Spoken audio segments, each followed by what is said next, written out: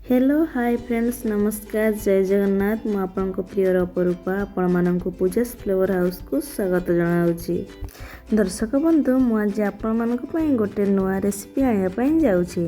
तार नाम होची बैगना भजा बा आम ताको कही था बैगन तावा फ्राए। भात डाली सहित बहुत बढ़िया लगी थे। आसंत दर्शक बंधु प्रस्तुत करवा।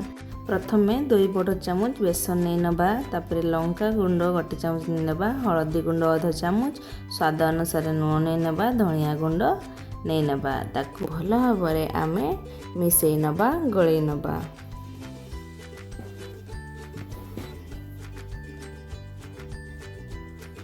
वर्तमान आमर मिश्रण रेडी हो जाइए।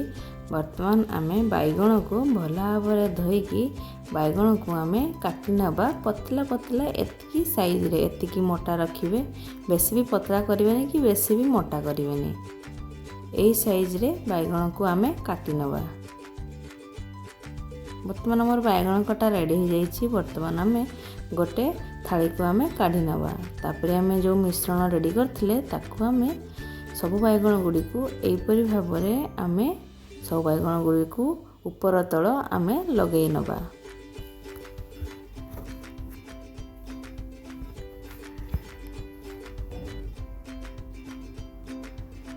भल भाव बैगण गुडी को एपरि भाव आमे बेसन लंका गुंड हलदी धनिया गुंड लुण को भल भाव आमे कट कर नबा।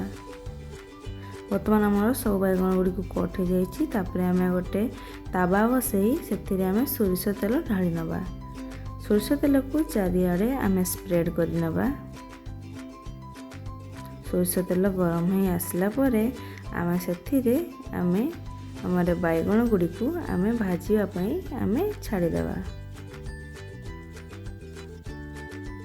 वर्तमान तावारे बैगण गुडी को आमे अलटाई नेबा।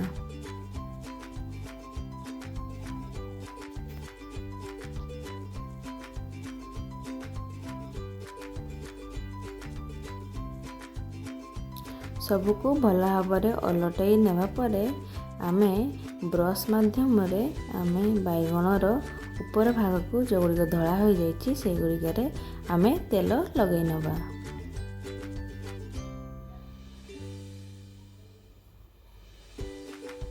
वर्तमान आमर बैगण भजा रेडी हो जाइए। वर्तमान आमे प्लेट को काढ़ी नबा। अति सहज उपाय और कम समय रे आमर प्रस्तुत हो गला बैगण भजा। आपण माने याकू गरम गरम भात सहित खाई परिबे। डाली भात आउ बैगण भजा बहुत टेस्टी लगी थे। स्पाइसी एंड क्रिस्पी आमर बैगण भजा वर्तमान रेडी हो गला।